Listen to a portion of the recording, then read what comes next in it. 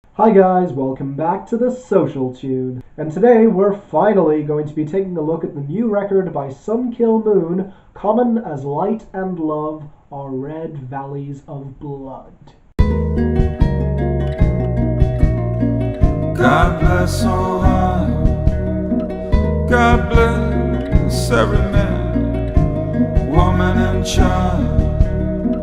God bless every bag of bones 6 feet under the snow. Well, this took a while. Not only did I have to listen to this album, but I had to catch up on the rest of Sun Kil Moon's discography. And for all of you fanboys out there, rest assured, I love this guy. He's a singularly blunt and strange performer whose albums feel almost hypnotic in their honesty. And the lyrics are just as frank and weird as he is, diving into everything from death to sexism to love to racism to his childhood. It's really bizarre but absolutely awesome. Mark Kozelek, our frontman, has been making music for years, but in 2014 he made his magnum opus, Benji. An absolutely breathtaking album, an easy classic, one of the best albums of 2014. He followed it up a year later with Universal Themes, which was met with mixed reviews by both fans and critics, as it showed off a much more free-flowing style of lyricism, almost like a stream of consciousness. Now, while I liked that project, I did feel that it could have afforded some more grounded moments and maybe some better instrumentals. And on this album, Mark was reportedly sticking to his guns, as this album was said to be his most free-flowing project to date.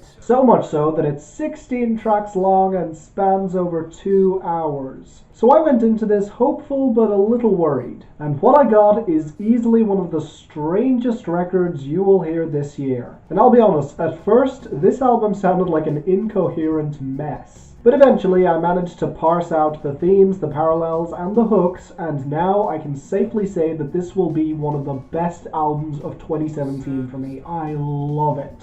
And the first reason why is the production. Live without the other on planet disaster. We shared a few tears, but there's been so much more happiness, and that's all that matters.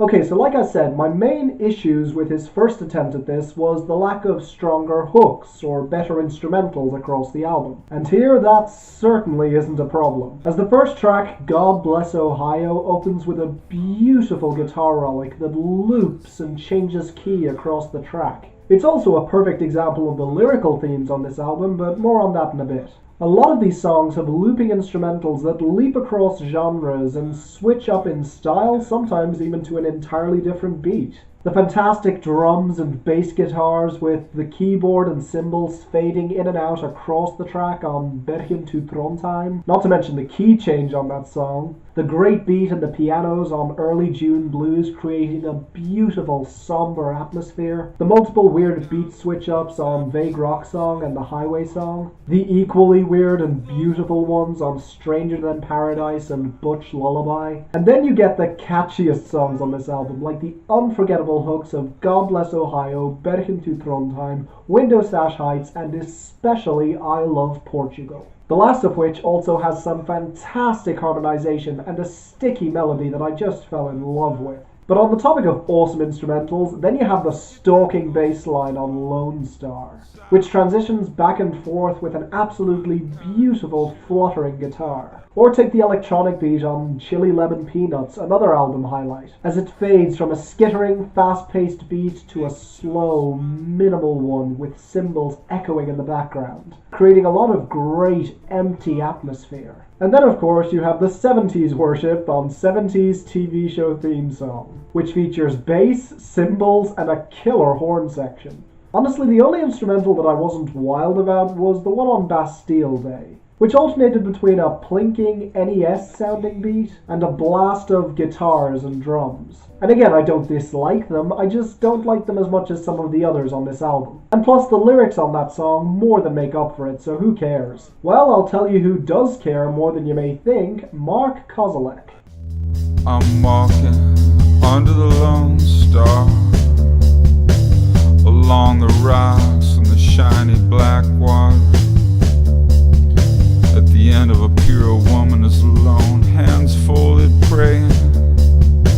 Let me make this perfectly clear. Not everyone could do what Mark Kozelek does and get away with it. He's ridiculously compelling, extremely charismatic, and absolutely hilarious. His voice is so expressive, especially when he's declaring his love on songs like The Closer, or his love for a country on I Love Portugal, or in his mournful tribute to his deceased friend Butch, or even in just the intensity of his storytelling, like on Chili Lemon Peanuts. But my personal favourite moments are when he's pissed off, because his disdain and scorn are palpable.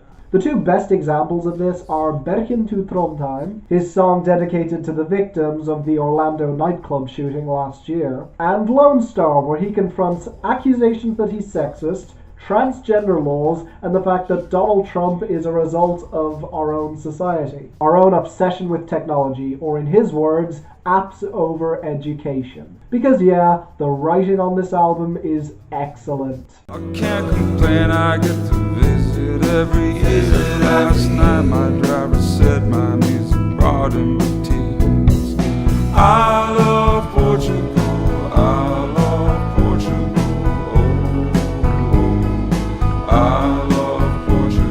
Now if you're going into this album expecting political material, you'll get some, but that's not what this album is primarily about. This album appears to be a 2-hour plus snapshot of Mark's thoughts on 2016 as a whole. Many of these songs touch on shootings, terror attacks, a series of random and/or unreported murders, or you have the more direct references.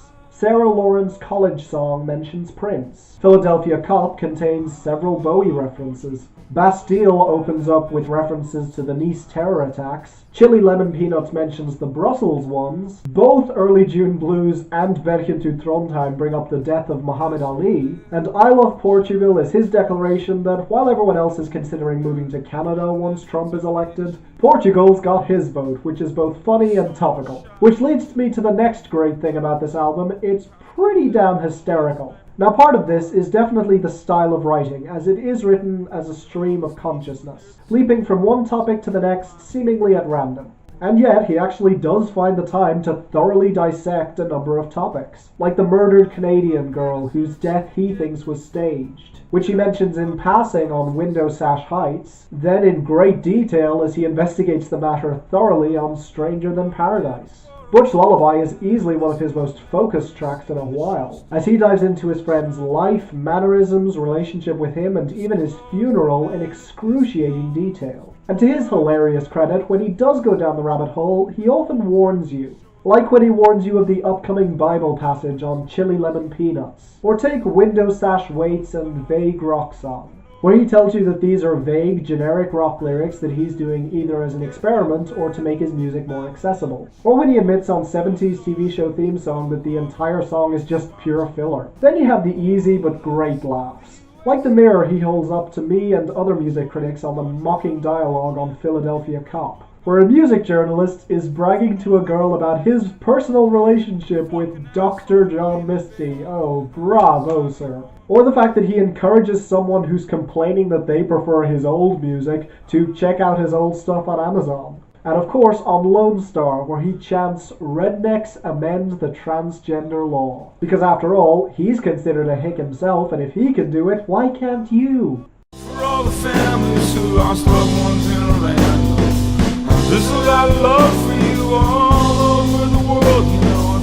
All of you who are just having fun, then lost your lives. My thoughts are with you on my flight from Bergen to Trondheim. Honestly, on most of these songs, you start to see a pattern being formed. Namely that he always manages to be funny or to find something positive to talk about, even when faced with such utter despair and darkness. Like on Vague Rock Song, where near the end he witnesses a shopkeeper helping a beggar while the war in Syria plays on a television in the background, only for the shopkeeper to reveal to him that she's from Syria, hence her glum look. And it's at that moment that he comes to the conclusion that he's not a Vague Rock Song kind of guy.